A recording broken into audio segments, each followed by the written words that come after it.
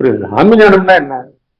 இந்த தனிமை வந்து எல்லா இடமும் இதுல வந்து ஒரு சத்து சாரமே கிடையாது.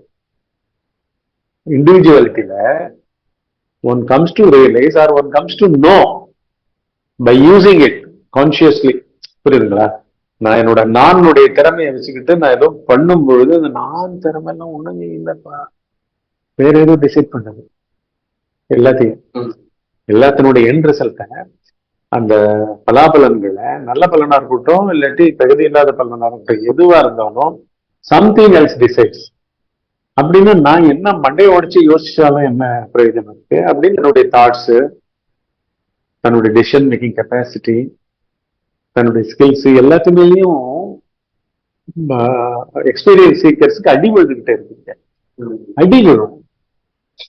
அடியெல்லாம் ஆக்சுவலா கிராண்ட் என்ன சொல்றது ஓப்பனிங்ஸ், கிராண்ட் ஓப்பனிங் அப்படி அப்படி எடுத்து அனுபவிப்போம். அனுபவம் நடக்கும் பொழுது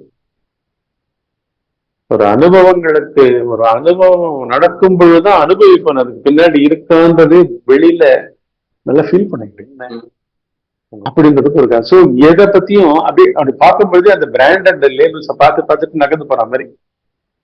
புரியுங்களா? உள்ள எதுக்குள்ளேயே போகாம இப்படித்தான் வந்து போயிட்டு இருக்கு மனித சமுதாயம் போயிட்டு இருக்கு.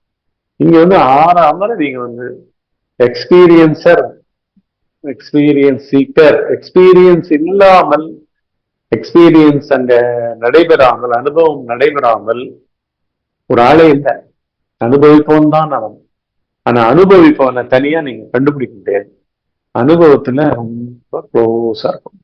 அப்ப எல்லா ப்ராசஸுமே வெள்ளம். இப்ப வந்து நான் என்ன இழந்தேன்றது முக்கியம் இல்லை, அந்த அந்த இழப்புன்றது கூட அந்த எக்ஸ்பீரியன்ஸ் வந்து எப்படி வந்து தன்னுடைய ரிசல்ட்லயே வச்சுக்கிட்டு இருக்கு. ஆல்ரெடி இருக்கு எல்லாம். நீங்க ஒண்ணு லூஸ் பண்ண போறீங்கன்றது ஆல்ரெடி இருக்கு, கெயின் பண்ண போறீங்கன்றதும் இருக்கு, நல்லதுன்றதும் இருக்கு, பெருமைன்றதும் இருக்கு, சிறுமைன்றதும் இருக்கு. இல்லாததே இல்லை இங்க. பட் எல்லாம் எங்க இருக்கு? நான் கிட்டது. ஐ த எக்ஸ்பீரியன்சர், ஐ த சஃபரர், ஐ த என்ஜாயர், ஐ த ஹர்ட் பர்சன். அப்படின்னு நீங்க எல்லாம் ஐ நான்லதான் இருக்கு. நானே வந்து என்ன ஏன் நான்ல இருக்குன்னு அவ்வளவு அழுத்தமா சொல்றாங்க இந்த இதுல. ஏன்னா just moving object. It is one thought among many thoughts. I is also a thought.